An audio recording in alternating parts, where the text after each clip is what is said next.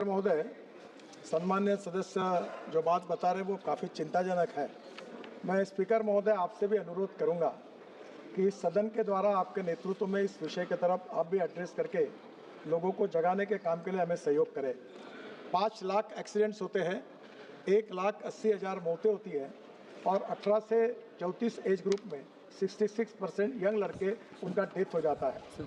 अभी दिल्ली के एम्स ने एक रिपोर्ट दिया है कि अगर ये जो एक्सीडेंट्स होते हैं उसमें तुरंत अगर हम उनको मेडिकल हेल्प दे सकते हैं तो 50,000 लोगों की जान हम साल में बचा सकते हैं। और इसलिए सम्मान्य स्पीकर महोदय, हमने एक स्कीम तैयार की है, चालू भी हुई है। मैं आप सबका सहयोग मांगता हूं कि रोड पर एक्सीडेंट होता है तो लोगों को लगता है कि कोई लफड़े में पड़े, तो मैं उनसे अनुरोध करूंगा, आप कोई कार्रवाई नहीं होगी, पुलिस तकलीफ नहीं देगा, आप उस विक्टिम को उठाओ, हॉस्पिटल में पहुंचाओ और जो ये काम करेगा उसको हम राहवीर कहेंगे और उसको 25,000 रुपये का अवार्ड देंगे ताकि ये 50,000 लोगों की जान बचे। बचाने के बाद जिस भी अस्पताल में उसको एडमिट करेंगे तो उस हॉस्पिटल में 7 दिन की ट्रीटमेंट और 1.5 लाख रुपए तक हम तुरंत उस हॉस्पिटल को रिम्बर्समेंट करके देंगे ताकि उसकी जान बचे। और मुझे लगता है कि इस काम में अगर ये सहयोग करेंगे तो फ़ायदा होगा। दूसरा, सांसद महोदय, हमने आपकी अध्यक्षता में एक एक्सीडेंट निवारण कमेटी हर कॉन्स्टिट्यूंसी में स्थापन की है। कलेक्टर उसका सेक्रेटरी है। हर 2 महीने में एक बार मीटिंग करिए, ब्लैक स्पॉट ढूंढिए, सभी यंत्रणाओं को काम को लगाइए और इसको निश्चित रूप से दूर करने की कोशिश करिए।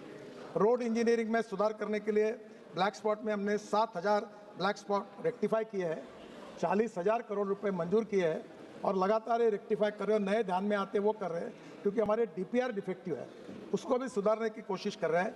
और ऑटोमोबाइल इंजीनियरिंग में अब 6 एयरबैग्स मैंडेटरी कर दिए है। स्कूटर में हमने 2 helmet free of charge, company जब कोई स्कूटर लेगा तो उसको देने की योजना दी है।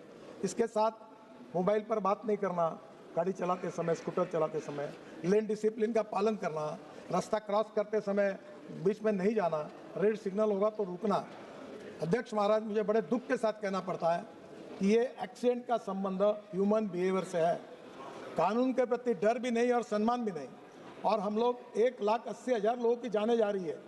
कोई लड़ाई में जितने लोग नहीं मरे, कोविड में नहीं मरे, हर साल मर रहे हैं, यंग लड़के लड़कियां मर रहे हैं, पढ़े लिखे लड़के मर रहे हैं। मुझे लगता है कि ये पब्लिक एजुकेशन के लिए बहुत इंपॉर्टेंट है। हम बहुत कोशिश कर रहे हैं, अमिताभ बच्चन से लेकर काफ़ी लोग हम कैंपेन चलाते हैं। अभी इस बार के प्रोग्राम में काफ़ी लोगों को करके अलग अलग जगह पर बच्चों के लिए प्रोग्राम करते हैं। आप भी आपके यहाँ रोड सेफ्टी के प्रोग्राम करिए, लोगों को कानून के प्रति जागरूक करिए और हमको सहयोग करिए। हम सबके सहयोग से अध्यक्ष महाराज हम लोगों की जान बचाने का काम करेंगे। आप जरूर आपके नेतृत्व में एक बार इनिशिएटिव लेकर इस विषय के बारे में भारत की जनता को जगाने के लिए, हम सबके सहयोग के लिए भी आप भी कोई विशेष चर्चा भी रखिए और सुझाव भी लोगों के मिलेंगे। इनका सबका सहयोग मिलेगा तो ये संभव होगा। फिलहाल हमने इतने सब काम करने के बाद में भी समाधान कारक परिणाम नहीं निकले, यह मैं दुख के साथ स्वीकार करता हूँ। माननीय मंत्री महोदय ने सड़क दुर्घटना पर गहरी चिंता व्यक्त की है। हम सब 140 करोड़ जनता के जनप्रतिनिधि यहाँ पर बैठते हैं।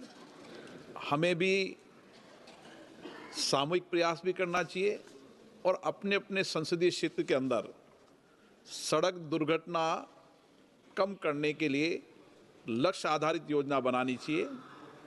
हम जनप्रतिनिधि हैं, जनप्रतिनिधि का दायित्व होता है कि नियमों की पालना के लिए भी आग्रह करें और सड़क दुर्घटना के होने के कारणों की जानकारी के साथ अपने अपने क्षेत्र में एक व्यापक अभियान चलाएं ताकि जब हम अगले साल बैठें तो हम सबके सामूहिक प्रयासों से, जनता के सहयोग से हम सड़क दुर्घटना को कम कर सकें।